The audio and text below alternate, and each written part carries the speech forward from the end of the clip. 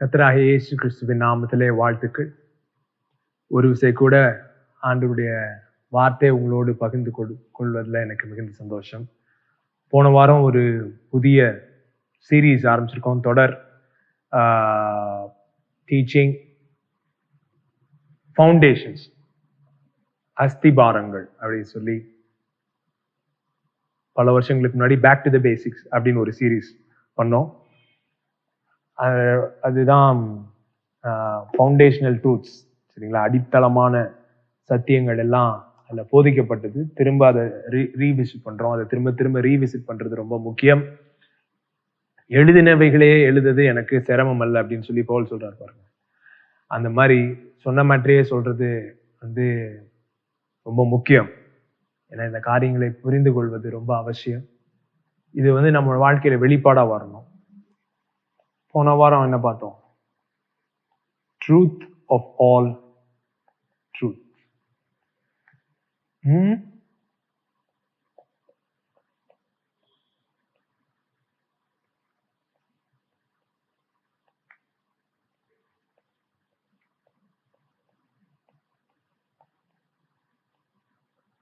சத்தியங்களில் தலையாய சத்தியம். இந்த சத்தியம்ன்ற வேர்டு இருக்கு பாருங்களேன், ட்ரூத். அதோடைய கிரீக் வேர்டு என்னன்னா அலேத்தியா. அலேத்தியா தான் அதோட கிரீக் வேர்டு, சத்தியம். அலேத்தியானா என்னன்னா நிஜம், ரியாலிட்டி, நிஜம், சரிங்களா? So every truth is a reality. ஒவ்வொரு சத்தியமும் ஒரு நிஜமா இருக்கிறது. ரொம்ப முக்கியம். நீங்க கேட்கிற ஒவ்வொரு சத்தியம்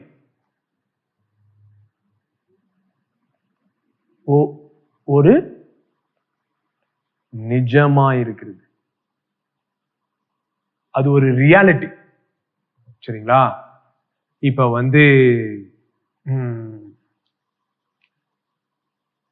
சத்தியம் அப்படின்றது ஐடியா கிடையாது.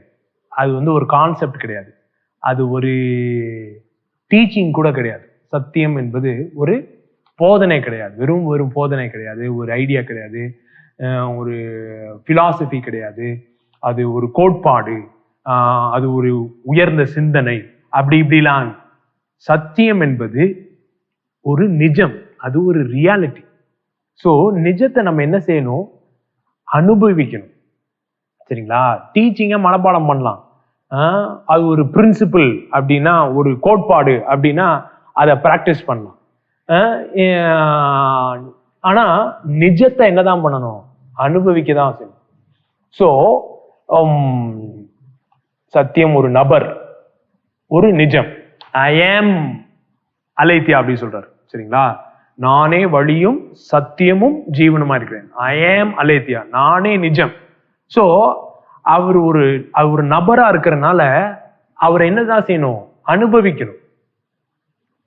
ஒரு நபரை மனப்பாடம் பண்ண முடியாது. ஒரு நபரை இது பண்ண முடியாது, பிராக்டிஸ் பண்ண முடியாது. ஒரு நபரை என்னதான் செய்யணும்? அவங்களோட ரிலேட் பண்ணணும் பாருங்க. அதோட ரிலேட் பண்ணி என்கேஜ் பண்ணி அவங்கள அனுபவிக்கணும். சோ ஒவ்வொரு சத்தியமும் ஒரு நிஜமா இருக்கிறது. சோ சத்தியங்களில் தலையாய சத்தியம் அப்படின்னு என்ன? நிஜங்களுக்கெல்லாம் நிஜம்.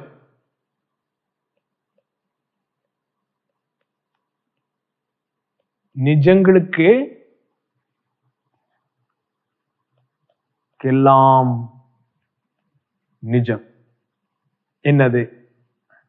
அதுதான் நம்ம இன்னைக்கு பார்க்க போறோம். நிஜங்களுக்கெல்லாம் நிஜம் என்னது? என்னது ரியாலிட்டி? என்ன ரியாலிட்டி இருக்கு? இப்ப நம்ம கேட்டோம்னா கொரோனா தாங்க ரியாலிட்டி, கொரோனா தான் நிஜமா இருக்குது, எங்கிட்டு திரும்பினாலும் பயமா இருக்குது, எதுவும் பண்ண முடியல. நமக்கு சிலருக்கு கொரோனா நிஜமா இருக்கு, சிலருக்கு என்ன நிஜமா இருக்கு? வறுமை நிஜமா இருக்கு. சிலருக்கு வறுமை கான்செப்ட் பாருங்க. வறுமையை பத்தி அவங்க டிவியில பேசலாம், ஆர்கியூ பண்ணலாம், இது பண்ணலாம், தீர்மானங்கள் எடுக்கலாம், என்ன பண்ணலாம், அப்படி இப்படிலாம் பேசலாம். ஆனா சில பேருக்கு வறுமை என்பது நிஜம். அது ஒரு ஏதோ டிஸ்கஸ் பண்ண வேண்டிய மேட்ரு கிடையாது. நிஜம், அவனுக்கு நிஜம்.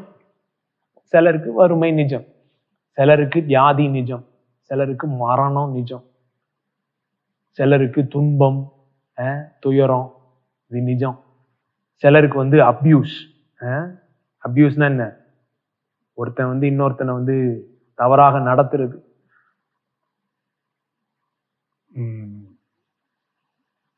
நீதி இழைக்கப்படாம இருக்கிறது, அநீதி நிஜம். சோ இந்த மாதிரி ஏகப்பட்ட நிஜங்கள் இருக்கு இந்த உலகத்துல. ஒவ்வொருத்தன்ட்ட போய் உன்னுடைய நிஜம் எதுன்னு கேட்டா ஒவ்வொருத்தன் ஒவ்வொன்னு சொல்லுவான். எனக்கு இதுதான் நிஜம், இதுதான் நிஜம். சிலருக்கு பணம் தான் நிஜம். எல்லாமே இப்படி ஏகப்பட்ட நிஜங்கள் இருக்கு. அதெல்லாம் நிஜம்தான். ஆனா நிஜங்களுக்கெல்லாம் நிஜம் எது? ரியாலிட்டிக்கெல்லாம் ரியாலிட்டி எது? What is the reality of all realities? அப்படி பார்த்தீங்கன்னா கொஞ்சம் ஜூம் அவுட் போயிட்டே இருக்கீங்க. ஸோ இந்த பூமி, உண்டாக்கப்பட்ட பூமியே ஒரு ரியாலிட்டி, அது ஒரு விதமான நிஜம்.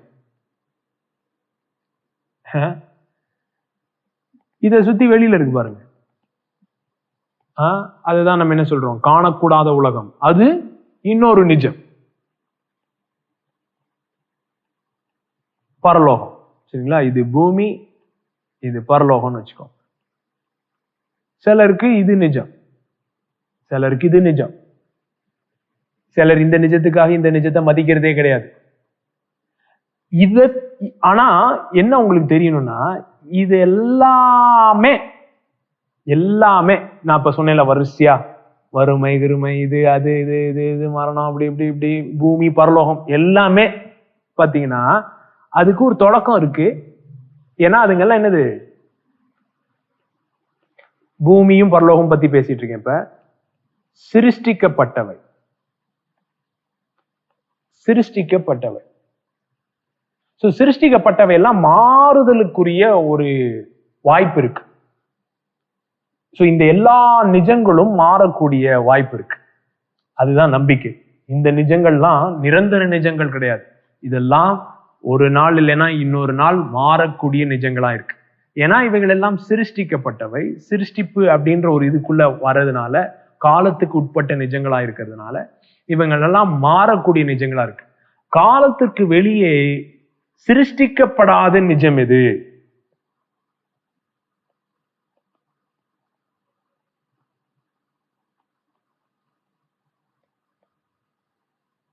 சிருஷ்டிக்கப்படாத நிஜம் எது? சரி, நல்லா கவனிங்க. பரலோகமும் சிருஷ்டிக்கப்பட்டவைகள். ஏன்னா காணக்கூடியவைகள், காணக்கூடாதவைகள் அப்படின்னு சொல்லி போட்டிருக்கு. பரலோகம் ஃபர்ஸ்ட்ல இருந்தே இல்லை.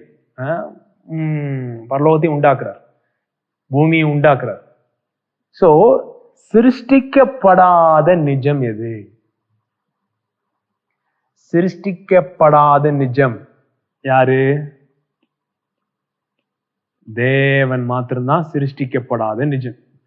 சோ அந்த தேவன் எப்படி இருக்கிறார், எப்படி இருந்தார், எப்படி இருக்கிறார்? ஆதி முதல்ல எப்படி இருக்கிறார்? நித்தியமாய் நிஜமாய் எல்லா நிஜங்களுக்கும் நிஜமாய் இருக்கிற அந்த நிஜம் எப்படிப்பட்ட அது தேவன். சோ அந்த தேவன் எப்படி இருக்கார் அப்படின்ற கேள்விதான். சரிங்களா? இப்ப அந்த கேள்வி என்ன பண்ணுது, எங்க இருந்து ஆரம்பிக்கணும் நம்ம டிஸ்கஷனை அப்படின்னு சொல்லி கொண்டு விடுது. இங்க இருந்து ஆரம்பிக்கிறது, அந்த ஆதியாகமம்ல இருந்து ஆரம்பிக்கிறதா? ஆதியாகமம் 1:1 என்ன போட்டிருக்கு? ஆதியிலே தேவன் அப்படியே கண்ணி விடுது, வானத்தையும் பூமியும் சிருஷ்டித்தார். சரிங்களா? ஆதியிலே தேவன் வானத்தையும் பூமியும் சிருஷ்டித்தார். ஆனா யோவான் 1:1 என்ன சொல்லுது? ஆதியிலே வார்த்தை இருந்தது, அந்த வார்த்தை தேவனிடத்தில் இருந்தது, அந்த வார்த்தை அந்த தேவன் இடத்தில் இருந்தது, அவர் ஆதியிலே தேவனோடு இருந்தார். சோ அந்த தேவனிடத்தில்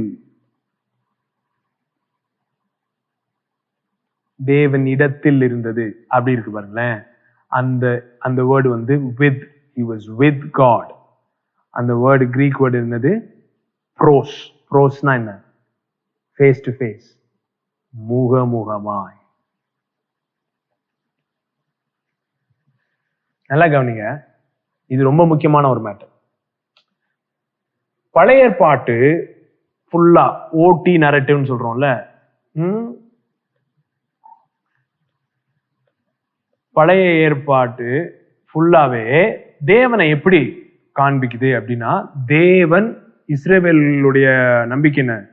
தேவன், நம்முடைய தேவன் ஒருவரே. Hear O Israel, the Lord our God is one. இஸ்ரவேலே கேள், நம்முடைய தேவனாகிய கர்த்தர், தேவனாகிய கர்த்தர் ஒருவரே. The Lord our God. நல்லா கவனி, லார்ட் ஆர் காட், தேவனாகிய கர்த்தர், தேவனாகிய கர்த்தர் ஒருவரே. சோ அவங்களுக்கும் மற்ற மதங்களுக்கும் என்ன வித்தியாசம்னா, இதுதான் மெயின் வித்தியாசம். ஒருவரே, ஆர் காட் இஸ் ஒன் அப்படின்றதுல தான். ஏன்னா மற்ற மதங்கள்ல வந்து ஒவ்வொன்றுக்கும் ஒவ்வொரு தேவன், பேந்தேஸ்டிக் அப்படின்னு சொல்லுவோம், சரிங்களா? சோ பல தேவர்களை வணங்குகிற ஒரு கலாச்சாரம். சோ இஸ்ரவேல் ஜனம் வந்து நாங்கள் ஒரே தேவனை வணங்குறோம் அப்படின்றதுல பெருமை கொண்டு, உங்களுக்கு எல்லாம் ஏகப்பட்ட தேவர்கள், எங்களுக்கு ஒரே தேவன், எங்கள் தேவன் ஒருவரே, அவரே உண்மையான தேவன், அவரை நாங்க தான் தெரிஞ்சிருக்கிறோம், எங்களை தவிர தேவன் யாரு, உங்களுக்கு எல்லாம் தேவனை தெரியாது, எங்களுக்கு தான் தேவன் தெரியும் அப்படின்னு சொல்லி ரொம்ப பெருமைப்பட்ட ஒரு காரியம் இது. வந்து எங்களுடைய தேவன் ஒருவரே, அந்த ஒரு தேவனை நாங்கள் அறிந்திருக்கிறோம் அப்படின்றது, சரிங்களா? அது எல் எலியோனா இருக்கட்டும், எல் ஷடாயா இருக்கட்டும், அப்படி வெவ்வேறு நாமங்கள்ல, ஆனா அது ஒரே தேவனை தான் என்ன செஞ்சிருந்தாங்க, எல் ஷடாய் அப்படின்னு சொல்லி ஒரே தேவனை தான் அவங்க வணங்கினாங்க, ஒரே தேவனை வணங்கினாங்க. அந்த ஒரே தேவன், அந்த ஒரே கர்த்தர், அல்லாங்க தேவனாகிய கர்த்தர் ஒருவரே. அந்த கர்த்தர் வந்து என்னவா வருவாரு? மாம்சத்தில் வந்து ரட்சிப்பார் அப்படின்றது தீர்க்கதரிசி, சரிங்க? மாம்சத்தில் வந்து ரட்சிப்பார், சரிங்களா? மேசியாவா, அந்த கர்த்தரே மேசியாவா வந்து அவரே ரட்சிப்பா மாறுவார் அப்படின்னு சொல்லி தீர்க்க தரிசனங்கள் இருக்கு, அவர்கள் நம்பிக்கொண்டிருந்தார்கள். சோ இப்ப ரெண்டு மேட்டர், தேவன் ஒருவரே, தேவனாய கர்த்தர் ஒருவரே, அந்த கர்த்தரே என்னவாவாரு? மாம்சமாவாரு அப்படின்னு சொல்லி ரொம்ப நம்பிக்கையோட இருந்தாங்க. இயேசு உயிரோட எந்திரிச்சிட்டாரு. ஃபர்ஸ்ட் டைம் வந்த போது தோமா இல்ல, ரெண்டாவது தடவை திரும்ப வந்து தோமாக்கு காட்சி அளிக்கும் பொழுது யோவான்ல வந்து 20ஆம் அதிகாரம் 28வது வசனம், தோமா அவருக்கு பிரதியுத்தரமாக, என் ஆண்டவரே என் தேவனே என்றான். என்ன சொன்னா? மை லார்ட் மை காட், என் ஆண்டவனே என் தேவனே அப்படின்னு சொல்றான், சரிங்களா? தேவனாகிய கர்த்தர். சோ என் கர்த்தரே என் தேவனே அப்படின்னு சொல்லி யார் சொல்றாங்க? இயேசுவை சொல்றோம். சோ இப்ப பேக் ட்ராக்ல நல்லா கவனிங்க, புதிய ஏற்பாட்டை எழுதினவர்கள் எப்படி எழுதினாங்க, அவங்க எழுதின ஒரு மேட்டரை வச்சு எப்படி எல்லாமே ரீவிசிட் பண்ணப்பட்டது அப்படின்றது ரொம்ப முக்கியம். பழைய ஏற்பாடு ஃபுல்லா இப்படி ஒரே தேவன் ஒரே தேவன் ஒரே தேவன் ஒரு மாம்சமாய் வெளிப்பட்டார் அப்படின்னு இருக்கும் பொழுது, இந்த ஒரே தேவன் மாம்சத்துல வெளிப்பட்ட போது அவரு என்ன ஷாக் பண்ணிட்டாரு இவனுங்கள அப்படின்னா, நான் தான் தேவன், நான் தான் மாம்சத்துல வெளிப்பட்டிருக்கேன் அப்படின்னு சொல்லியிருந்தா ஒரு பிரச்சனையும் வந்திருக்காது, அது வேற பிரச்சனை வந்திருக்கும். ஆனா இப்ப உள்ள பிரச்சனை வந்திருக்காது. இந்த மாம்சத்தில் வெளிப்பட்ட இயேசு தன்னை கர்த்தர் என்று சொல்லி வெளிப்படுத்திட்டு, அதோட வெளிப்படுத்தாம இன்னொன்னு என்ன சொல்லிட்டாருன்னா,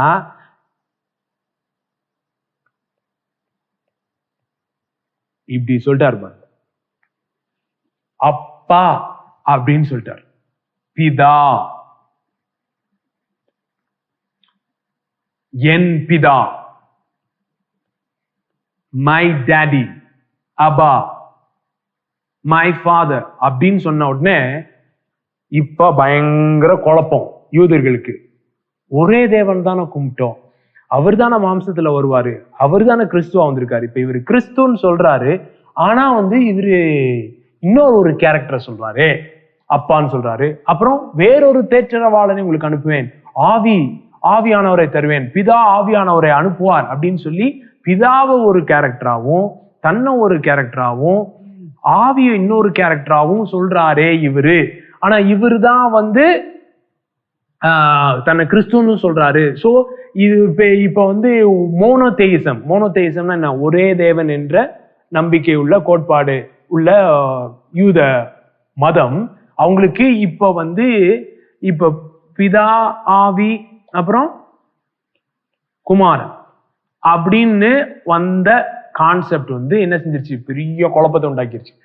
அப்படின்னா இவங்க 3 தேவர்களை இது பண்றாங்க. 3 தேவன் ஆயிட்டாலே இவங்க என்ன ஆயிடுறாங்க? புறஜாதிகளை போல பல தேவர்கள் உள்ளவர்கள் ஆயிட்டாங்க. எங்களுக்கு ஒரே தேவன் சொன்னது ஐயோ போயிடுச்சே. ஆனா நியூ டெஸ்ட்மெண்ட் ஆத்தர்ஸ் என்ன பண்றாங்கன்னா மோனோதெயிசம் தான். புதிய ஏற்பாட்டை எழுதினவங்க என்ன சொல்றாங்க? நாம் ஒரே தேவனை தான் கும்பிடுறோம், பல தேவர்களை கும்பிடல, ஒரே தேவன் தான், ஒரே கர்த்தர் தான். One God, we are one God, we are. அதுல வந்து எந்த சந்தேகமும் இல்லை. ஆனால் அந்த தேவன், அந்த ஒரே தேவன் எப்படி இருந்தார், முதல்ல இருந்தே எப்படி இருந்தார் அப்படின்றத ஜீசஸ் நமக்கு வந்து வெளிப்படுத்திருக்காரு. முதல்ல இருந்தே எப்படி வெளிப்படுத்திருக்காரு. சோ ஜீசஸ் மூலமா வந்த வெளிப்பாடை வச்சு திரும்ப என்டையர் ஓல்ட் டெஸ்டமென்ட் நரேட்டிவையே அவங்க என்ன செய்றாங்க? வேற கண்ணோட்டத்திலே அறிந்து கொள்ளுகிறார்கள். சரிங்களா? அதுதான் ரொம்ப முக்கியமான மேட்டர். அதனாலதான் John 1 is so important to understand Genesis 1:1. யோவான் 1:1 ஆதியாகமம் 1:1க்கு விளக்க உரையா இருக்கு. ஆதியிலே தேவன் சிருஷ்டித்தார் அப்படி இருக்கா? சரிங்களா? நல்லா கவனிங்க. தேவன் சிருஷ்டித்தார்ன்றது எல்லாருக்கும் தெரியும். ஒரே தேவன். இந்த தேவன் என்ன செஞ்சாரு? சிருஷ்டித்தார்.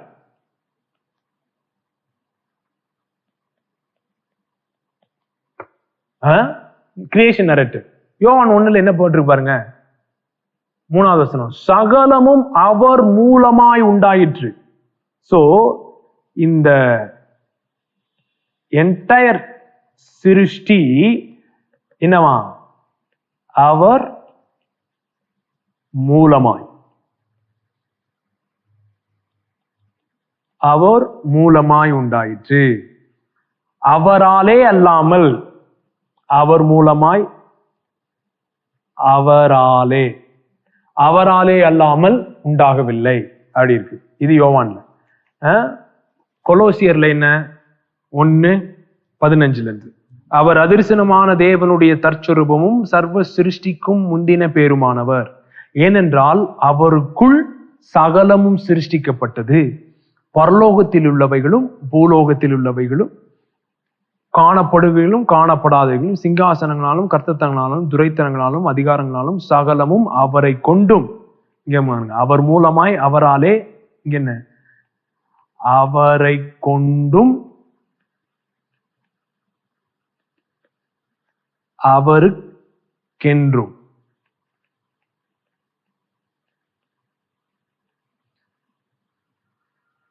அப்புறம் எல்லாம் அவருக்குள், எல்லாம் அவருக்குள் நிலைத்திருக்கிறது. மை குட்னஸ், நல்லா கவனிங்க. தேவன் சிருஷ்டித்தார் அப்படின்னு பழைய ஏற்பாடு சொல்லுது. இங்க என்ன சொல்லுது? வார்த்தை, வார்த்தை, வார்த்தை தான் சிருஷ்டித்தார் போட்டு. அவர் மூலமாய், அவராலே, அவரை கொன்று, அவருக்கென்று, அவருக்குள் சகலமும். சோ இவ்வளோ மேட்ரு பண்றவர் வந்து ஒரு மனுஷனா, வெறும் மனுஷனா இருக்க முடியாது, தேவனுக்கு கீழானவரா இருக்க முடியாது. இவ்வளவும் பண்றாருன்னா இவ்வளவுமே அவர் மூலமா தான் நடந்திருக்குன்னா அவர் யாராதான் இருக்கணும்? தேவனாதான் இருக்கணும். ஆனா அவர் யாரா வந்தாரு? வார்த்தையா வந்தாரு. வார்த்தையா வந்தது மாத்திரம் இல்ல, அதுனா தேவன் வார்த்தையா வந்தாருன்னு போயிரும். வார்த்தையா மாத்திரம் வந்து இல்ல, அந்த வார்த்தை வந்து என்ன சொல்லிட்டாரு? என் அப்பான்னு சொல்லிட்டாரு. என் அப்பா அப்படின்னு சொன்ன உடனே ஆஹா அப்படின்னு ஆகி போச்சு. இப்ப சரிங்களா? இப்ப தேவன் தான் இருந்தாரு, தேவனே வார்த்தையா மாறிட்டாரு, அவரே ஆவியானவரா மாறிட்டாருனாலும் பிரச்சனை இல்லை. அவர் என் அப்பா வேறொரு தேற்றரவாளன் அப்படின்னு சொல்லி வேறு பிரித்து பேசினதுனால இப்ப 3 அப்படின்னு கன்ஃபியூஷன் வந்துருச்சு. 3 போது இல்ல அவங்க என்ன கன்க்ளூஷன் வராங்க, புதிய ஏற்பாட்டு எழுத்தாளர்கள் என்ன கன்ஃபியூஷன் வராங்கன்னா, கன்க்ளூஷனுக்கு வராங்கன்னா, இந்த 3 நபர்களும் நல்லா கவனிங்க, பிதா தாம் பிதா, இது குமாரன், பரிசுத்த ஆவியானவர். பிதா, குமாரன், பரிசுத்த ஆவியானவர். பிதா, குமாரன், பரிசுத்த ஆவியானவர். பிதா, குமாரன், பரிசுத்த ஆவியானவர். இப்படியே போய்கிட்டே இருக்கு பாருங்க. பிதா, குமாரன், பரிசுத்த ஆவியானவர். இப்படியே இது பாத்தீங்களா இந்த சிம்பல்? இதனால இப்படிதான். ஏன்னா இது ஜிகி ஜிகி பேம் பேம் என்ன வச்சு திரியேக, இததான் என்ன சொன்னாங்க? இததான் என்ன சொன்னாங்க? திரியேக நடனம். Other centred. அதர் சென்டர்ட்னா என்ன? மற்றவர்களை மையப்படுத்தின, மற்றவர்களை மையமாக கொண்டது. செல்ஃப் எம்டியிங், செல்ஃப் கிவிங், சுயத்தை அழிக்கிற. அழிக்கிறேன்னா நான் அழிக்கிற இல்ல, அழிக்கிற. சுயத்தையே, தன்னுடைய சுயத்தையே ஊற்றுகிற. சரிங்களா? செல்ஃப் கிவிங், மற்றவர்களை மையமாக கொண்டு சுயத்தையே கொடு. மியூச்சுவல் இன்ட்வெல்லிங், ஒருவரில் ஒருவர், ஒருவரில் ஒருவர். சரிங்களா? பிதா என்னிலும், நான் அவரிலும், அவர் என்னிலும், அப்படி ஒருவரில் ஒருவர். என்ற நியூ டெஸ்ட்மெண்ட்லயே முக்கியமான வார்த்தை இதுதான். இன், ஒருவரில் ஒருவர். சரிங்களா? In me, father in me, I in him, you in me, I in you, Christ in you, in him. இந்த இன்னுன்றதுதான் ஒரு மேட்ரு. மியூச்சுவல் இன்ட்வெல்லிங், ஒருவரில் ஒருவர். என்னது? மகிழ்ச்சி, மியூச்சுவல் டிலைட், சந்தோஷம், சிரிப்பு, லாஃப்டர். அது எல்லாமே இங்கதான் இருக்கு பாருங்க. எல்லாமே இங்கதான் இருக்கு. இதெல்லாம் சேர்ந்து, இதெல்லாம் இந்த மற்றவர்களை மையப்படுத்தி சுயத்தையே ஊற்றி ஒருவரில் ஒருவர் மகிழ்ந்து சிரிச்சு செலிப்ரேட் பண்ணி கொண்டாடுறது, கொண்டாட்டம். இது நடக்குது பாருங்க. அப்படியே ஜிகி ஜிகி பேம் அப்படியே சுத்திட்டே இருக்கு பாருங்க. பிதா, குமாரன், பரிசுத்த ஆவியானவர். இந்த உறவை, இந்த உறவின், நல்லா கவனிங்க, இந்த உறவின் நிஜம்தான் நிஜங்களுக்கெல்லாம் நிஜம். ஏனென்றால் இதுதான் சிருஷ்டிக்கப்படாத நிஜம். இதுதான் மற்ற எல்லா சிருஷ்டிப்புக்கும் ஊற்றான நிஜம். சோ இந்த உறவின் நிஜம், relational reality is the reality. Relational reality is the uncreated reality. உறவின் நிஜம் தான் நிஜங்களுக்கெல்லாம் நிஜம். உறவின் நிஜம் தான் சிருஷ்டிக்கப்படாத நிஜம். சோ நீங்க காணக்கூடிய எந்த நிஜமா இருக்கட்டும், நான் சொன்னேன்ல நிறைய ஏகப்பட்ட நிஜங்கள், அந்த எல்லா நிஜங்களையும் தாண்டின அப்பாற்பட்ட ஒரு நிஜம்தான் உறவின் நிஜம். அந்த சும்மா சாதாரண உறவு கிடையாது. இந்த பிதா, குமாரன், பரிசுத்த ஆவியானவருடைய உறவுல இருக்கிற நிஜம் அப்படிப்பட்ட நிஜமா இருக்கு. சோ இது ரொம்ப ஏத்துக்கிறதுக்கு கஷ்டமாயிடுச்சு. ஏத்துக்கிறதுக்கு பயங்கர கஷ்டமாயிடுச்சு. ஏன்னா ஒண்ணு சொல்றேன். நான் ஏற்கனவே சொன்னேன், இஸ்ரவேல் ஜனங்களுக்கு என்ன இருந்தது? நியாயப்பிரமாணம்.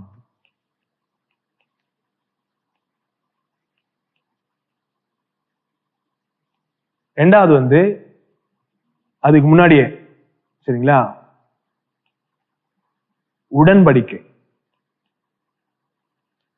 விருத்த சேதனம்.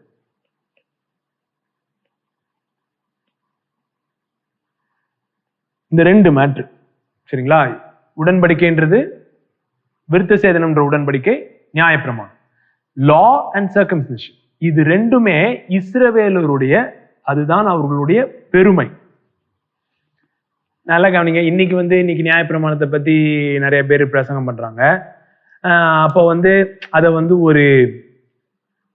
அதை கீழ்ப்படிஞ்சா பரலோகம் போலாம், அந்த கான்செப்ட்லயே இஸ்ரவேல் அதை புரிஞ்சுக்கல. அதை ரட்சிப்புக்கு ஒரு வழியாவும் பார்க்கல. ஏன்னா அவர்கள் ரட்சிக்கப்பட்டது எங்க? எகிப்தில இருந்து ரட்சிக்கப்பட்டாங்க. அப்போ நியாயப்பிரமாணமே கிடையாது. சோ ரட்சிப்பு தேவனாலே வரும், நியாயப்பிரமாணத்தினால வராதுன்றது இஸ்ரவேலுக்கு தெரிஞ்ச ஒரு மேட்ரு. இன்னைக்கு நியாயப்பிரமாணத்தை ரட்சிப்புக்கு ஒரு வழியா பிரசங்கம் பண்றது அவங்களுக்கு ஒரு புரியாத மேட்ரு. அதையே வச்சுக்கிட்டு அந்த அண்டர்ஸ்டாண்டிங்ல இருந்து கிருபை, சோ நியாயப்பிரமாணம் ரட்சிப்பை கொண்டு வராது, இயேசுதான் ரட்சிப்பை கொண்டு வரும் அப்படின்னு சொல்றதுமே ஒரு கம்ப்ளீட்டான கரெக்டான பிக்சர் கிடையாது நியாயப்பிரமாணத்தை குறிச்சு. ஏன்னா அவர்களுக்கு ரட்சிக்கப்படுவதற்கு வழியாக நியாயப்பிரமாணம் கொடுக்கப்படவில்லை. ரட்சிப்பின்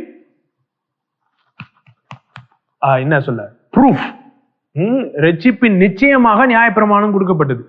சோ நாங்கள் தான் தேவனாலே ரட்சிக்கப்பட்டவர்கள், தேவனாலே பிரித்தெடுக்கப்பட்டவர்கள். உங்களுக்கெல்லாம் தேவனை தெரியாது, எங்களுக்கு மாத்திரம்தான் தேவனை தெரியும். எப்படிடா உனக்கு தான் தேவனை தெரியும் சொல்ற? எனக்கு நியாயப்பிரமாணம் இருக்கு, எனக்கு உடன்படிக்கை இருக்கு, எனக்கு விருத்த சேதனம் இருக்கு அப்படின்னு சொல்லி இதை ரெண்டு பேட்சையும் அப்படியே நெஞ்சில போட்டுக்கிட்டு சந்தோஷமா சுத்திட்டு இருந்ததுதான் யாரு? இஸ்ரவேல். சோ நல்லா கவனிங்க, அவர்களுடைய மேட்டர் என்னன்னா, எங்களுடைய தேவன் ஒருவரே. ரெண்டாவது, வேற யாருக்கும் இந்த தேவனை தெரியாது, எங்களுக்கு தான் தெரியும். யாருக்கும் தெரியாது, எங்களுக்கு தான் தெரியும் அப்படின்றதுதான் இஸ்ரவேலோட மேட்ரு. இப்ப இயேசு இந்த ரெண்டு மேட்ரியுமே சொதப்பி விட்டுட்டாரு இவனுங்க மைண்ட்ல. அப்பா அப்படின்னு சொன்ன உடனே இவனுங்களுக்கு கன்ஃபியூஷன் ஆயிடுச்சு. அப்பான்னு சொல்றாரு அப்படின்னா நீ யாரு? நானும் அப்பாவும் ஒண்ணுதான். சோ அப்படின்னு உங்களுக்கு கோவம் வருது. நீ உன்னை அவர் அப்பான்னு சொல்லிட்ட அப்படின்னா நீ உன்னை தேவனுக்கு சமமாக்குற அப்படின்ற ஒரு மேட்ரு. நல்லா கவனிங்க. இது இப்ப பழைய ஏற்பாட்டுல பாத்தீங்கன்னா, அப்பா, தேவனை அப்பா பிதா வா ஒரு மொத்தமாவே சேர்த்து ஒரு 15 இடத்துலதான் வருது. அங்கேயும் எப்படி வருதுன்னா, அவர் இஸ்ரவேலுக்கு பிதா, இஸ்ரவேல் என் குமாரன், இஸ்ரவேலுக்கு பிதா, இல்லைன்னா இஸ்ரவேலோட ராஜாவுக்கு பிதா. ராஜான்றது யாரு? இஸ்ரவேலை ரெப்ரசன்ட் பண்ற ஒரு ஆள்.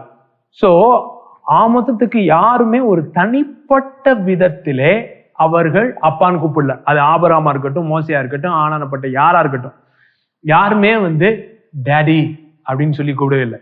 ஏன்னா அந்த தேவன் இப்ப மற்ற தேவர்கள்லாம் எங்க இருக்காங்கன்னே தெரியாது. இப்ப கிரேக்கர்கள் நம்பின தேவர்கள் எங்கேயோ இருக்காங்க, அவங்க சண்டை போடுறாங்க, அந்த சண்டையில நம்ம மாட்டிக்கிட்டு இருக்கோம். இன்னொரு இந்த பாந்திஸ்டிக் வியூ என்ன பண்ணுதுன்னா, என்ன சொல்ல, சிருஷ்டிப்பே தேவனா இருக்கு.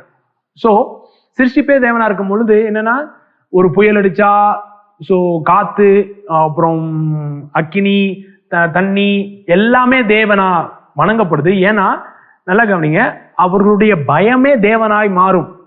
சரிங்களா? தேவனுக்கு பயப்படுறது ஒண்ணு, பயம் தேவனாறது இன்னொன்னு.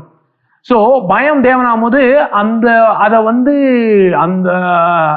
பயமே தேவன் ஆயிடுச்சு, அதுக்கு ஒரு உருவம் கொடுத்தாச்சு. சோ அந்த தேவனை இப்ப என்ன பண்ணணும்? அமைதிப்படுத்தணும், அதுக்காக தான் பலி செலுத்தணும், அந்த மாதிரி எல்லாம் கான்செப்ட். சரிங்களா? அதெல்லாம் பலிகள் பத்தி பேசும்பொழுது நான் பேசுறேன்.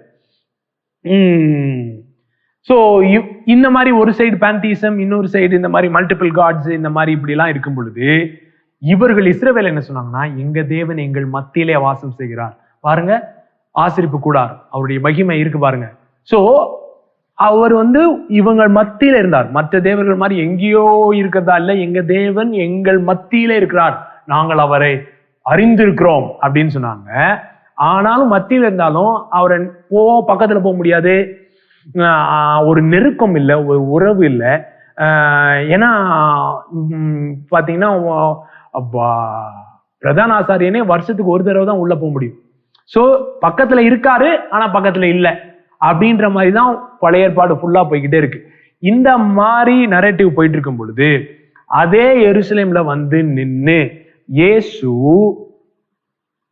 என் பிதா அப்படின்னு சொன்னது மாத்திரம் இல்ல, இன்னொரு ஒரு மேட்ரு என்ன சொல்லிட்டாருன்னா, என்ன ஃபர்ஸ்ட் பாயிண்ட் என்ன சொன்னாரு, என் அப்பா தான் உங்களுடைய தேவன். நீங்க தேவன் தேவன் தேவன் சொல்றவர் மை டேட் அப்படின்னு சொல்லிட்டாரு. அதே பெரிய ப்ராப்ளம்.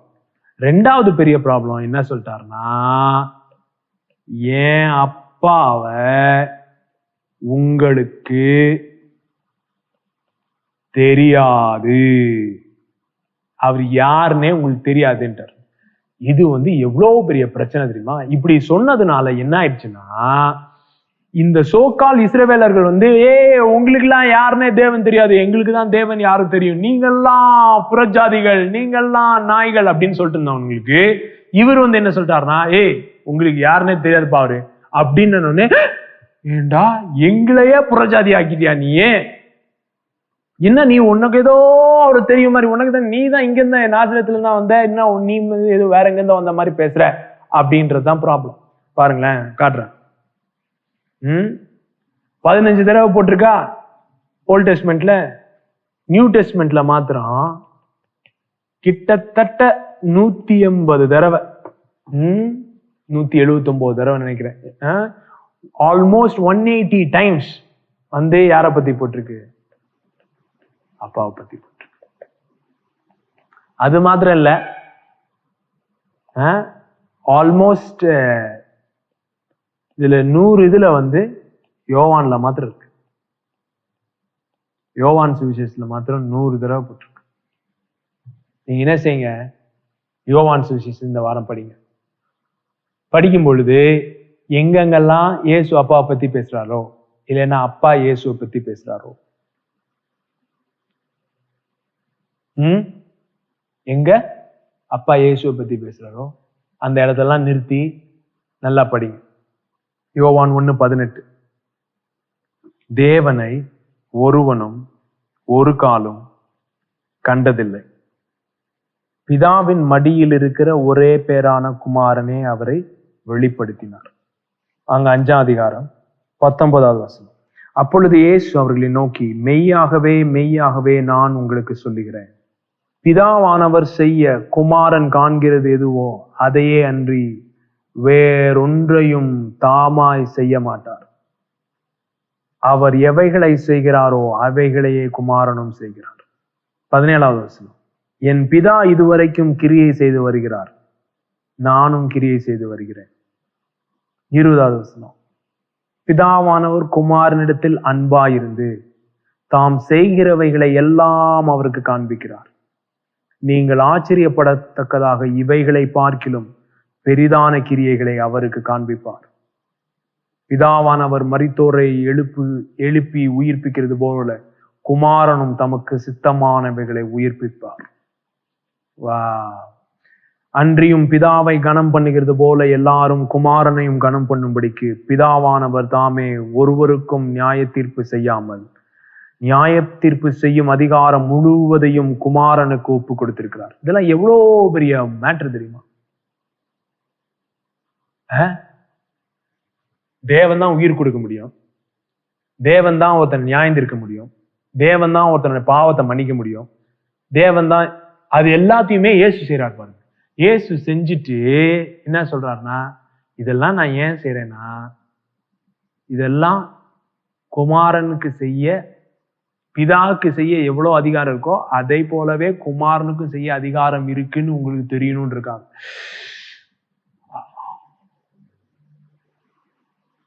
அப்படியே டாம் அண்ட் ஜெரிக்கு டாம்லாம் முகம்லாம் அப்படியே ரெட் ஆயிட்டு பிச்சுக்கிட்டு அடிக்கிற மாதிரி எல்லாருக்கும் பிச்சுக்கிட்டு அடிக்குது. ஏன்னாடே எங்க நிக்கிற? எருசலேம்ல நிக்கிற. இங்கதான் ஆபிரகாம் இருந்தாரு, இங்கதான் எலியா இருந்தாரு, இங்கதான் தாவீது இருந்தாரு, இங்கதான் மோசே இருந்தாரு, இங்கதான் எல்லாம் இருந்தாரு. அவங்களுடைய கல்லறைகள்லாம் இங்க இருக்குது. யாருக்கும் பிதாவை தெரியவே தெரியாதுன்னு சொல்லிட்டியே, யாரும் தேவனை பார்த்ததே இல்லைன்னு சொல்லிட்டியே, உனக்கு தான் தெரியும்னு சொல்லிட்டியே, எக்ஸ்க்ளூசிவ் ஆக்கிட்டே உன் ரிலேஷன்ஷிப். என்ன பண்ணிட்டாருன்னா, ஆண்டவர் ஒரு வட்டத்தை போட்டுட்டு அதுக்குள்ள நின்றுட்டு, எனக்கு மாத்திரம்தான் தெரியும், குமாரனுக்கு மாத்திரம்தான் தெரியும், உங்க யாருக்குமே தெரியாது அப்படின்னு சொல்லிட்டாரு. இவனுக்கு தான் அது வரைக்கும் அந்த காப்பி ரைட்லாம் வச்சிருந்தானுங்க. எங்களுக்கு மாத்திரம்தான் தெரியும், எங்களுக்கு மாத்திரம்தான். டே உங்க காப்பி ரைட்டே விளங்காத காப்பி ரைட்டரா அப்படின்ட்டாரு. அவள்தான் அவங்களுக்கு கெட்ட கோபம் வந்துருச்சு. எப்பெல்லாம் ஒரு பிதாவை பத்தி பேசுறாரோ பயங்கரமா டென்ஷன் ஆவானுங்க பாருங்க. இதுக்கு மேல என்ன சொல்லிட்டாரு பாருங்க, 26ஆம் வசனம், 5:26. ஏனெனில் பிதாவானவர் தம்மில் தாமே ஜீவனுடையவராய் இருக்கிறது போல குமாரனும் தம்மில் தாமே ஜீவனுடையவராய் இருக்கும்படி அருள் செய்கிறார். அவர் மனுஷகுமாரனாய் இருக்கிறபடியால் நியாய தீர்ப்பு செய்யும்படிக்கு அதிகாரத்தையும் அவருக்கு கொடுத்திருக்கிறார். 30ஆவது வசனம். நான் என் சுயமாய் ஒன்றும் செய்கிறதில்லை, நான் கேட்கிறபடியே நியாயம் தீர்க்கிறேன். எனக்கு சித்தமானதை நான் தேடாமல் என்னை அனுப்பின, பாருங்க, அதர் சென்டர்ட். எனக்கு சித்தமானதை நான் தேடாமல் என்னை அனுப்பின பிதாவுக்கு சித்தமானதையே நான் தேடுகிறபடியால் என் தீர்ப்பு நீதியா இருக்கிறது. செல்ஃப் சென்டர்டா இருக்கும் பொழுதுதான் ஜட்ஜ்மெண்ட் தப்பா இருக்கும்னு சொல்றாரு. அதர் சென்டர்டா இருக்கும் பொழுது ஜட்ஜ்மெண்ட் தப்பாவே இருக்காதுப்பா அப்படின்றார். எனக்கு சித்தமானதை நான் தேடாமல் என்னை அனுப்பின பிதாவுக்கு சித்தமானதையே நான் தேடுகிறபடியால் என் தீர்ப்பு நீதியா இருக்கிறது. என்னை குறித்து நானே சாட்சி கொடுத்தால் என் சாட்சி மெய்யா இராது. பாருங்களேன், இது வழக்கமானது. என்னை பத்தியே நானே பேசிட்டு இருந்தா அது எப்படி என் சாட்சி?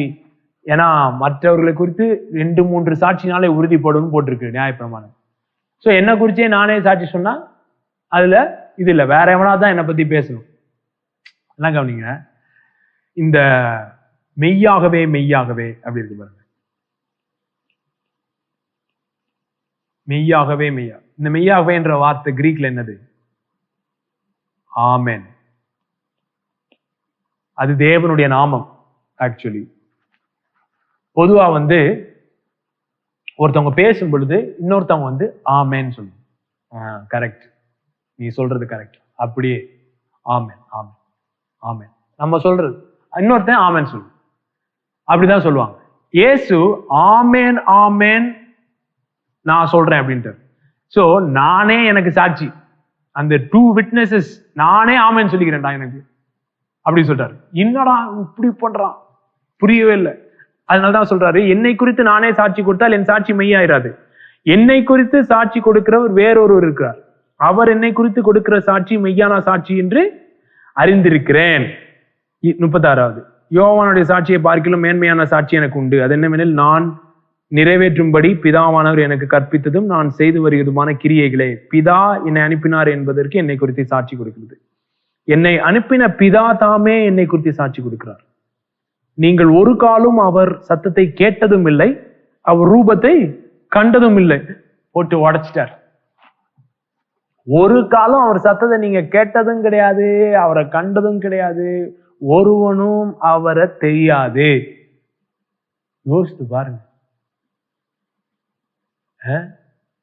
இயேசு பைபிள் படிச்சாரு, நல்லா கவனிங்க.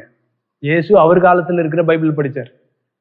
ஏசாயா சூருல வாங்கி படிச்சாரு. நிறைய வார்த்தை அவருக்கு என்னென்ன எழுதியிருக்குன்னு தெரிஞ்சது. பரிசேயர்களும் படித்தார்கள், வேதபாரர்களும் படித்தாங்க வேதத்தை. அவர்கள் எல்லாரும் வேதத்தின் மூலமா தேவனை அறிஞ்சிக்க படிச்சாங்க. இவரு பிதாவை அறிந்திருக்கிற அறிவை வச்சு வேதத்தை அறிந்தார். அவங்க வேதத்தின் மூலமா தேவனை அறிய முடியும்னு நினைச்சிட்டு இருந்தாங்க, வேதத்தின் மூலமா நித்திய ஜீவனை பெற்றுக்கொள்ள முடியும்னு நினைச்சாங்க. அதனால்தான் பாத்தீங்கன்னா பவுல் சவுலா இருந்தபோது, அவன் இயேசு வாழ்ந்த காலத்துல தான் வாழ்ந்தார். சவுல் வாழ்ந்தாலும் இயேசு இருக்கும்போது இயேசுகிட்ட போவே இல்லை. ஏன்னா கோமாளி பையன் ஏதாவது அப்பாவுக்கு பாட்டுக்கிறான் இதெல்லாம் ஏய் நான் போய் படிக்கிறேன் யூனிவர்சிட்டியில ஆண்டவரை பத்தி அப்படின்னு சொல்லி கமாலியல் யூனிவர்சிட்டியில போய் உட்காந்துக்கிட்டு இயேசுவை கண்டுக்கவே இல்லை. இயேசுவை கண்டுக்கவே இல்லை. நான் தேவனை அறிகிறேன் அப்படின்னு சொல்லிட்டு இவன் வந்து ஒரே மண் அப்படியே பைபிளுக்குள்ளேயே தான் கிடக்குறான். ஆண்டவர் சொல்றாரு, இன்ஃபேக்ட் இந்த 39வது வசனம் தான் போட்டிருக்குல்ல, வேத வாக்கியங்களை நீங்க ஆராய்ஞ்சு பார்த்துட்டே இருக்கீங்க, அவைகளால் உங்களுக்கு நித்திய ஜீவன் உண்டு என்று எண்ணுகிறீர்கள், ஆனால் அவைகள் என்னை குறித்து சாட்சி கொடுக்கிறது. ஆனால் அப்படி இருந்தும் 40வது வசனம், அப்படி இருந்தும் உங்களுக்கு ஜீவன் உண்டாகும்படி என்னிடத்தில் வர உங்களுக்கு மனதில்லை. ஒட்டு டம்மு டம்முன்னு உடைக்கிறார் பாருங்க. இது எப்ப சொல்றாரு? 5ஆம் அதிகாரம். என்ன பிரச்சனை இதெல்லாம், ஏன் இந்த பிரச்சனை எல்லாம் எப்படி வந்தது அப்படின்னு பாத்தீங்கன்னா,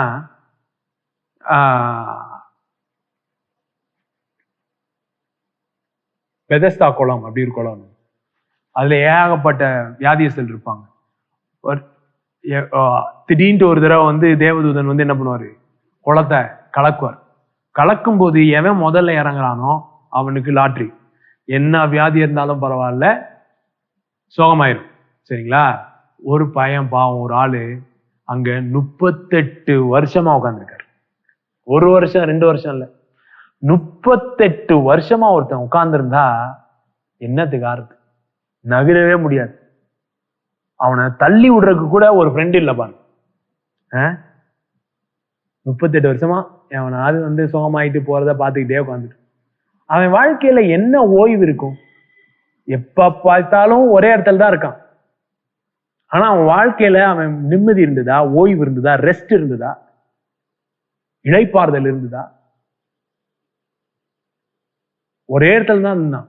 ஆனா இளைப்பாறுதல் இருந்ததா? இல்ல.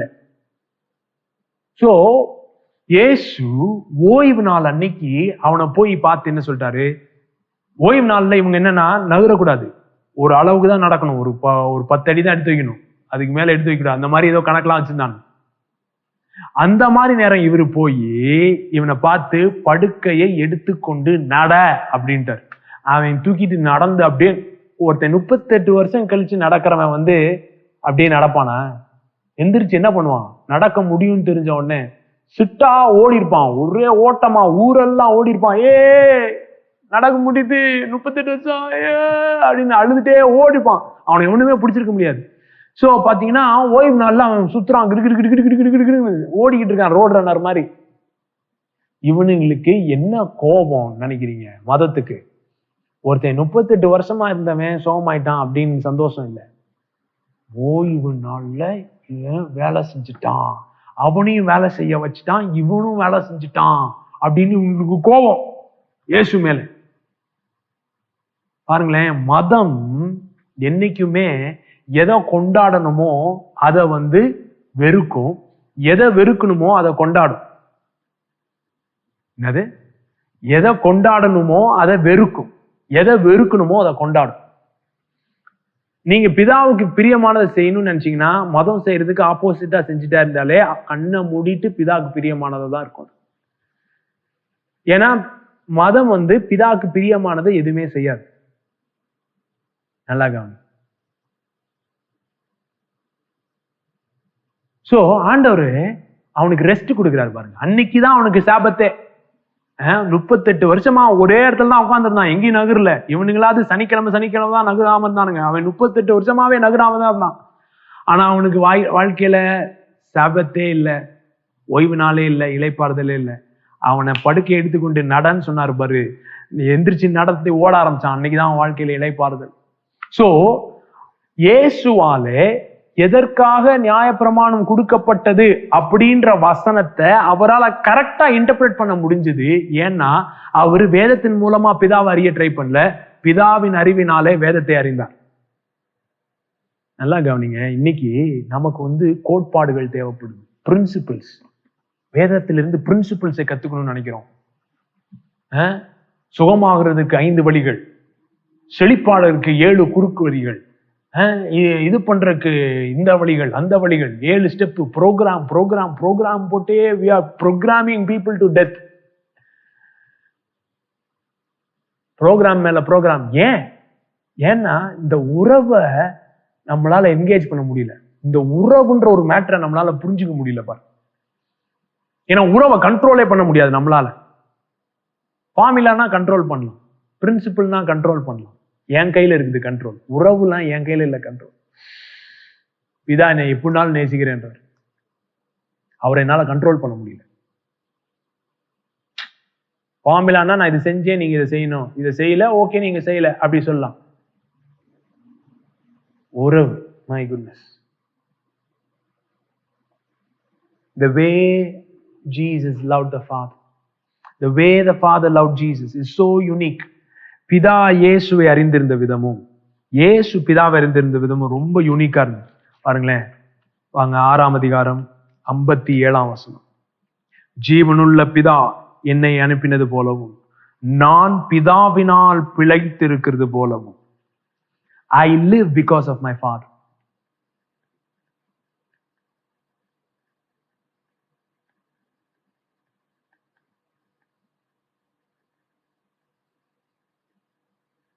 பிழைத்திருக்கிறேன். I live because of my Father. பிதா எனக்கு என்ன செய்யறாரு? கற்றுத்தராருன்னு சொன்னாரு. கற்றுத்தருகிறார். எல்லாத்தையும் காண்பிக்கிறார். எல்லாவற்றையும் காண்பிக்கிறார். எல்லாவற்றையும் காண்பிக்கிறார். எல்லாவற்றையும் ஒப்பு கொடுத்திருக்கிறார். ஒப்பு கொடுத்திருக்கிறார். அவர் செய்யறதுதான் நான் செய்றேன், அவர் சொல்றதுதான் சொல்றேன். 8ஆம் அதிகாரம் இங்க பாருங்க 13ஆம் வசனம். பரிசேயர் அவரை நோக்கி, உன்னை குறித்து நீயே சாட்சி கொடுக்கிறாய், உன்னுடைய சாட்சி உண்மையானது அல்ல என்றார்கள். இயேசு அவர்களுக்கு பிரதியுத்தரமாக, என்னை குறித்து நானே சாட்சி கொடுத்தாலும், ஃபர்ஸ்ட் சொன்னாரு என்னை குறித்தே நான் சாட்சி கொடுத்தா அது வேலைக்கு ஆகாது. இங்க சொல்றாரு பாருங்க, என்னை குறித்து நானே சாட்சி கொடுத்தாலும் என் சாட்சி உண்மையா இருக்குது, போங்கடா அப்படின்ட்டு. என்னை குறித்து நானே சாட்சி கொடுத்தாலும் உண்மையா இருக்கு. ஏனெனில் நான் எங்கே இருந்து வந்தேன் என்றும் நான் எங்கே போகிறேன் என்றும் அறிந்திருக்கிறேன். நீங்களோ நான் எங்கே இருந்து வருகிறேன் என்றும் எங்கே போகிறேன் என்றும் அறியீர்கள். நீங்கள் மாம்சத்துக்கு ஏற்றபடி நியாயம் தீர்க்கிறீர்கள், நான் ஒருவனையும் நியாயம் தீர்க்கிறது இல்லை. பாருங்களேன், நான் நியாயம் தீர்த்தால் என் தீர்ப்பு சத்தியத்தின்படி இருக்கும். ஏனெனில் நான் தனித்திருக்கவில்லை, நானும் என்னை அனுப்பின பிதாவுமாக இருக்கிறோம். I am not alone. சொல்லிட்டார் பாருங்க, இதுதான் முக்கியமான matter. I am not alone. நான் தனித்து இருக்கவில்லை, நான் தனியா இல்லை, நான் பிதாவோட இருக்கேன். இது சொல்லிட்டே இருக்காரு, நான் பிதாவோட இருக்கேன், நான் பிதாவோட இருக்கேன். 2 பேருடைய சாட்சி உண்மை என்று உங்கள் நியாயப்பிரமாணத்தில் எழுதியிருக்கிறதே அப்படின்னு சொல்லிட்டு அந்த 2 பேர்ல நான் ஒருத்தேன்னு சொல்லிட்டார். நான் என்னை குறித்து கொடுக்கிற சாட்சி, என்னை அனுப்பின பிதா என்னை குறித்து கொடுக்கிற சாட்சி. உம்முடைய பிதா எங்கே என்றார்கள். இயேசு பிரதியுத்தரமாக, என்னையும் அறியீர்கள், என் பிதாவையும் அறியீர்கள். நீங்கள் என்னை அறிந்தீர்களானால் என் பிதாவையும் அறிவீர்கள் என்றார். போட்டு வாட்ஸ்டர். என்னையும் உங்களுக்கு தெரியாது, நான் எங்க இருந்து வந்தேனும் தெரியாது, எங்க போறேன்னு தெரியாது, என் கூட யார் இருக்கான்னு தெரியாது, என் பிதாவையும் தெரியாது. எவ்வளவு பெரிய மேட்டர் பாருங்க. அவனுக்குதான் ரிலிஜியஸ் மோனோபோலி, அவனுக்கு தான் எல்லாத்தையும் கண்ட்ரோல் பண்ணிட்டு இருக்கானுங்க. அவனுங்க மூலமா தான் தேவன்ட்டே போக முடியும், டைரக்டா யாரும் போக முடியாது. அப்படி இருக்கும் பொழுது அங்க வந்து நான் என்ன பிதா நேசிக்கிறாரு, என்கிட்ட பேசுறாரு, என்கிட்ட காட்டுறாருன்னா அவனுங்களுக்குலாம் நாங்கெல்லாம் அப்படின்னா என்னவா அப்படின்ற மாதிரி கேள்வி வந்துருச்சு. புரியுதுங்களா? நல்லா கவனிங்க. தேவன், அதுக்கு நடுவுல மதம், இங்க மக்கள்.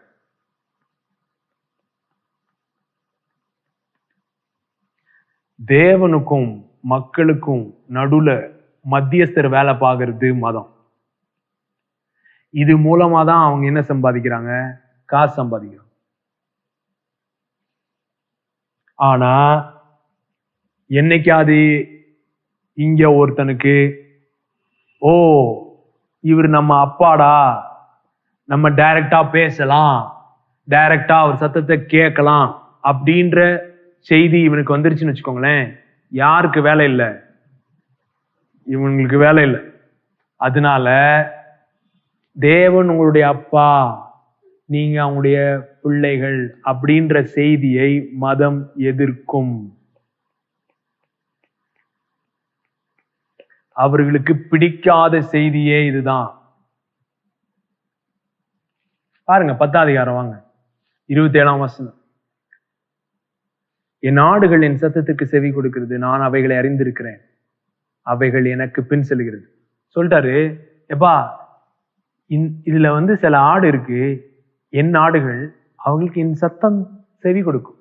உங்களுக்கு புரிய மாட்டேது நான் பேசுறது, என்னதான் பேசினாலும் புரிய மாட்டேது, என்னதான் அற்புதம் செஞ்சாலும் புரிய மாட்டேது, என்னதான் எக்ஸ்பிளைன் பண்ணாலும் புரிய மாட்டேது. ஆனா என் ஆடுகளுக்கு என் சத்தம் கேட்கும். அவங்க என் பின்னாடி வரும். என் பின்னாடி வந்துச்சுன்னா என்னை அறிகிறவன் பிதாவை அறிந்திருக்கிறான் அப்படின்னு சொல்லிட்டாரு. அப்படி பிதாவை அறிந்திருக்கவனுக்கு என்ன உண்டு? நித்திய ஜீவன் உண்டு. நான் அவைகளுக்கு நித்திய ஜீவனை கொடுக்கிறேன். 28ஆம் வசனம். அவைகள் ஒரு காலம் கெட்டு போவதில்லை, ஒருவனும் அவைகளை என் கையிலிருந்து பறித்துக் கொள்வதும் இல்லை.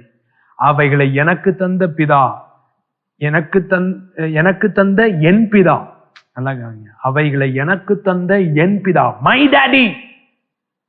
அந்த இன்டிமசி, அந்த க்ளோஸ்னஸ், அந்த அஷூரன்ஸ், அந்த நெருக்கம், அந்த நிச்சயம், intimacy, assurance,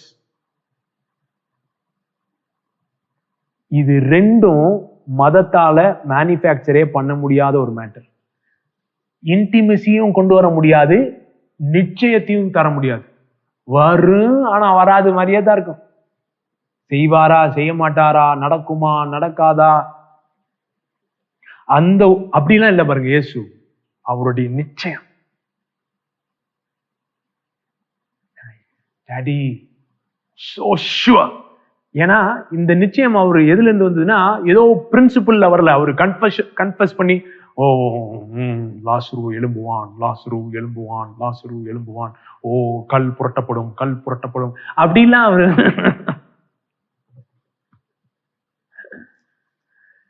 He was not raising people from the dead through a principle.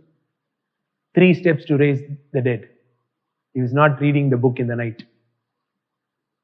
மரித்தோரை 4 நாள் மரித்தோனை உயிரோடு எழுப்ப 4 வழிகள், அது இல்ல அவருடைய சீக்ரெட். பிதாவை அறிஞ்சிருந்தார். அதுதான் நமக்கு இன்னைக்கு இல்லாம இருக்கு. எல்லா டெக்னிக்கு தெரியும், எல்லாம் தெரியும், ஆனா பிதாவை மாத்திரம் தெரியாது. பிதாவை தெரியாதுன்றனால அந்த நெருக்கம் இல்லைனால என்ன இல்ல, நிச்சயம் இல்லை. நெருக்கம் இல்லைன்னா நிச்சயம் இருக்காது. இது ரெண்டுமே பரிசேயர்கள் கிடையாது பாருங்க. ஆனா காசு சம்பாதிக்கிற எல்லா வழியும் அவங்களுக்கு தெரியும். நெருக்கமும் கிடையாது, நிச்சயமும் கிடையாது. அந்த இவனுங்களுக்கே நெருக்கம் கிடையாது, நிச்சயம் கிடையாது. இவனுங்களை நெருங்க விட மாட்டானுங்க, நிச்சயமா இருக்கவும் விட மாட்டானுங்க. அதனாலதான் பாத்தீங்கன்னா பரலோகம் போவோமா மாட்டோமா, வந்துருவான், இவன் வந்துருவான், அவன் வந்துருவான், அந்த கிறிஸ்து வந்துருவான், இங்க வந்துட்டானுங்க, கொரோனா வந்துருச்சு, இப்படியே மெயின்டைன் இருப்பாங்க. ஏன்னா நிச்சயம் வந்துருச்சுன்னு வச்சுக்கோங்க, டேடி நம்மள நேசிக்கிறாரு, இஸ் மை டாடி அப்படின்ற நிச்சயம் வந்துருச்சுன்னா முடிஞ்சிருச்சே, வேலையெல்லாம் போயிடுச்சு. அவைகளை எனக்கு தந்த என் பிதா எல்லாரிலும் பெரியவராக இருக்கிறார். அவைகளை என் பிதாவின் கையிலிருந்து பறித்துக் கொள்ள ஒருவனாலும் கூடாது அப்படின்னு சொன்னது மாத்திரம் இல்ல, பஞ்ச் லைன் என்ன சொல்லிட்டாருன்னா, நானும் பிதாவும்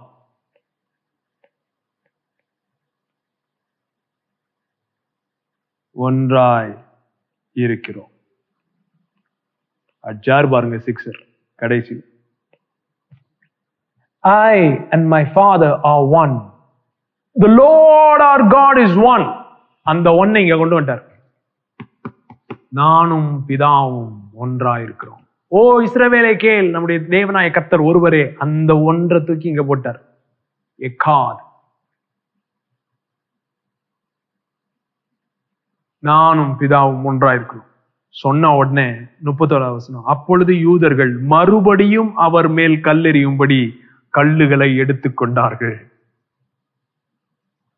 நல்லா கவனிங்க, இந்த செய்தி மதத்துக்கு பிடிக்காத செய்தி, அதனால கல்லெறிவாங்க. But know that you are not alone. You are never alone. இந்த ரிலேஷன்ஷிப் பாருங்களேன், இந்த ரிலேஷன்ஷிப்குள்ள நம்மளை கொண்டு வராரு, நம்மளை இன்வைட் பண்றாரு. இந்த உறவிலே பங்கெடுக்கும்படியாய் நம்மளை கொண்டு வராரு. எப்படி பங்கெடுக்க வச்சாரு, எப்படி நம்மளை இந்த சர்க்கிள்குள்ள கொண்டு வந்தாரு அப்படின்றதெல்லாம் வருகிற வாரங்கள்ல பார்ப்போம். லேசுபட்ட மேட்டர் இல்லை நம்மளை சர்க்கிள்குள்ள கொண்டு வர்றது. எப்படி நம்மளை லாக் பண்ணி எங்க நம்மளோட அட்டாச் ஆகி எங்க இருந்து நம்மளை உள்ள கொண்டு வந்திருக்காரு. வேற லெவல் காஸ்பல். ஆனா ஒரே ஒரு மேட்டரை மாத்திரம் சொல்லி முடிக்க விரும்புறேன். ஆக்சுவலி இன்னைக்கு பேசணும்னு நினைச்சது வேற, ஆனா இன்னைக்கு பேசினது வேற. சரி, அப்படியே ஃப்ளோல போவோம்ட்டு போயாச்சு. நல்லா கவனிங்களேன், இப்ப என் பையன் இருக்கான், திடீர்னு பாத்தீங்கன்னா அப்படியே ஒழிஞ்சு பின்னாடி கபார்னு ஏறுவான். ஏன்னா அவனுக்கும் எனக்கும் ஒரு உறவு இருக்கு. எங்க அபார்ட்மெண்ட்ல இருக்கிற மற்ற பசங்க அப்படி ஏற மாட்டாங்க. நானே நடந்து போயிட்டு இருக்கேன்னா அப்படியே ஓடி டபாரம் பிடிப்பாங்க என் பையன். ஏன்னா என் பையன், மற்ற பசங்க பிடிக்க மாட்டாங்க. அதே நேரத்துல யோசிச்சு பாருங்க, என் பையனுக்கு ஒரு க்ளோஸ் ஃப்ரெண்ட் இருக்காங்க, அவனை வீட்டுக்கு கூட்டு வரான் விளையாடுறதுக்கு. அந்த பையனோட விளையாடுவேன்னா நான் விளையாடுவேன், சரிங்களா? என் பையனை கிச்சக்கா காட்டுறேன்னா அவனையும் கிச்சக்கா காட்டுவேன், அவனையும் விளையாடுவேன், அவனையும் கேம்ல சேர்த்துக்குவேன். ஆனா அவன் ஏன் என் கூட இருக்கிற உறவை அவனால என்ஜாய், அவனுக்கு ஒரு புதிய உறவு அங்க உண்டான மாதிரி இருக்குது என் கூட. அதனால அவனுக்கும் எனக்கும் உண்டான உறவு இல்ல, எனக்கும் என் குமாரனுக்கும் ஏற்கனவே இருக்கிற உறவுல அவன் பங்கெடுக்கிறான். ஃபர்ஸ்ட்ல இருந்து ஆரம்பிக்கலாம். அவன் ஏற்கனவே இருக்கிற ஒரு ரிலேஷன்ஷிப்ல கொக்கிய போட்டுறான். அதனால பாத்தீங்கன்னா என் பையனுக்கு நான் என்னென்னலாம் செய்யறேனோ அவனுக்கு தருவேன். என் பையனுக்கு ஒரு லட்டு தந்தேன்னா அவனுக்கும் ஒரு லட்டு தருவேன். ஏன்னா he is invited into an existing relationship. அதுதாங்க gospel. Gospel is not that we are inviting him into us, into our lives. Gospel is that he has invited us into his life, into his relationship with the Father. இயேசுவை நம்ம என் வாழ்க்கையில சேர்த்துக்கிறியா அப்படின்றதுல சுவிசேஷம். அவருடைய வாழ்க்கையில பிதாவோடு அவரோடு இருக்கிற உறவிலே, பரிசுத்த ஆவியானவருக்கும் அவருக்கும் இருக்கிற உறவிலே நம்மை ஏற்றுக்கொண்டார்கள் என்பதுதான் சுவிசேஷம். ஏற்றுக்கொண்ட மாதிரியே இல்லைங்க. நான் ஏற்கனவே சர்க்கிள்குள்ளே இருக்கிறேன், சர்க்கிள் இருக்கிற மாதிரியே இல்லையே, ஏதோ குழிக்குள்ள இருக்கிற மாதிரியே இருக்குதே. அது உங்களுடைய நிஜம். ஏன்னா அது உங்களுடைய கண்ணோட்டம். உங்களுடைய கண்ணோட்டம் உங்களுடைய நிஜமா இருக்குது. Our perception is our reality. It is not the reality, but it is our reality. நம்முடைய கண்ணோட்டம் நம்முடைய நிஜமா இருக்கு. அதுதான் நிஜங்களுக்கெல்லாம் நிஜமா இல்லை. ஆனா நம்முடைய கண்ணோட்டம் என்னைக்கு நிஜங்களுடைய நிஜங்களுக்கு மாறுதோ, அந்த நிஜத்தில் இருக்கிற ஜீவன், அந்த நிஜத்தில் இருக்கிற பலன், அந்த நிஜத்தில் இருக்கிற சந்தோஷம், அந்த நிஜத்தில் இருக்கிற மகிழ்ச்சி, அந்த நிஜத்திலே இருக்கிற நிஜம் நம்முடைய நிஜங்களை நிரப்பும். அதுதான் சுவிசேஷத்தின் வல்லமை. My goodness, Maldo Regel Karaman Delibrento Milegredini. இந்த உறவுல பாத்தீங்கன்னா எந்த விதமான ஒரு லீகாலிட்டியுமே இல்லை, சட்டதிட்டங்களே கிடையாது. இதுல என்னங்க சட்டதிட்டம்?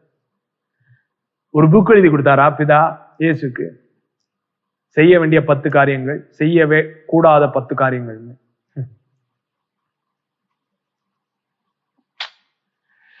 சோ இதுக்கும் லீகாலிட்டிக்கும் எந்த சம்பந்தம் இல்லை. சிலுவைக்கும் லீகாலிட்டிக்கும் சட்ட திட்டத்துக்கும் எந்த சம்பந்தமும் இல்லை.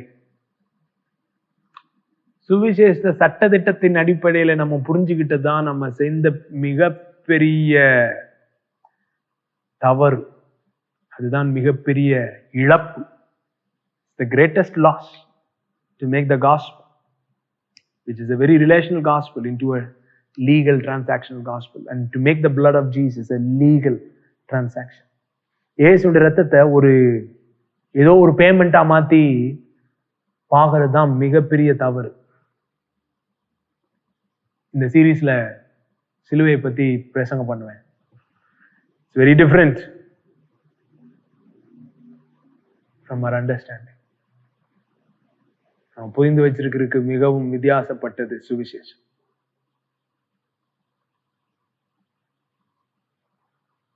நம்முடைய கண்களை திறந்த உங்களுடைய உறவுல எங்களை நீங்க சேர்த்திருக்கீங்களே, அதுக்காக நன்றி. நிஜங்களுக்கெல்லாம் நிஜத்திலே எங்களை சேர்த்திருக்கிறீர்கள். நாங்கள் நிஜம் என்று சொல்லுகிறது எல்லாவற்றையும் தாண்டிலும் ஒரு நிஜம் இருக்கிறது. நாங்கள் காண்கிற உணரக்கூடிய எல்லா நிஜங்களுக்கும் மேலாக அனுபவிக்கக்கூடிய ஒரு நிஜம் இருக்கிறது. இது வெறும் ஒரு டீச்சிங் இல்ல, ஒரு சித்தாந்தம் அல்ல, ஒரு கோட்பாடு அல்ல. இது ஒரு நிஜமா இருக்கு, அனுபவிக்கக்கூடிய நிஜமா இருக்கு. அந்த அனுபவம் எங்களுடைய வாழ்க்கையில உண்டாகட்டும், இயேசுவின் நாமத்தில்.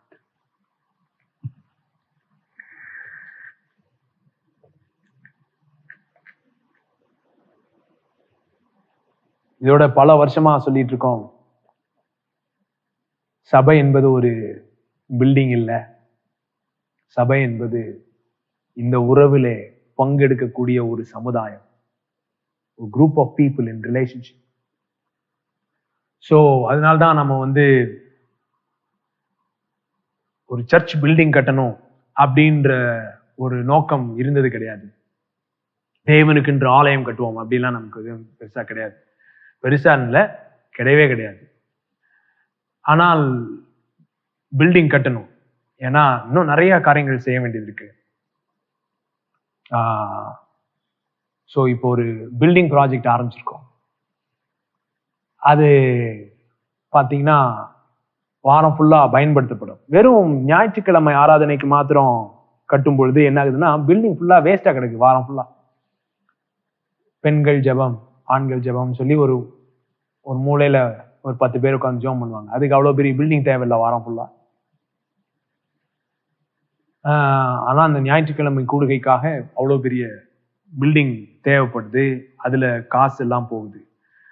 அது ஒரு கரெக்டான உக்ரானத்துவமா நான் பார்க்கல. அதே நேரத்துல ஒரு இன்ஸ்டிடியூஷன் கட்டுறோம்னு வைங்க, எஜுகேஷனல் இன்ஸ்டிடியூஷன், ஒரு கல்வி துறை ஏதோ ஒன்று கட்டுறோம். அங்க இருக்கிற சமுதாயத்துல இருக்கிற பிள்ளைகளுக்கு இப்ப அந்த மாதிரி ஒரு இத்தனை நாள் 5 வருஷம் ஒரு இடத்துல ஒர்க் பண்ணோம். தாதன்குப்பம் அப்படின்ற ஒரு இடத்துல ஒர்க் பண்ணோம். அதே மாதிரி இப்ப இன்னொரு இடத்த செலக்ட் பண்ணிருக்கோம். அந்த ஏரியால ஒர்க் பண்ணலான் இருக்கோம். அங்க ஒரு பில்டிங் கட்டுறோம். அதுல கட்டி அங்க இருக்கிற நம்ம ஸ்கூலும் நடக்கும், நம்ம லைஃப் சென்டர், நம்ம லைஃப் அப்போ அங்க நடக்கும்.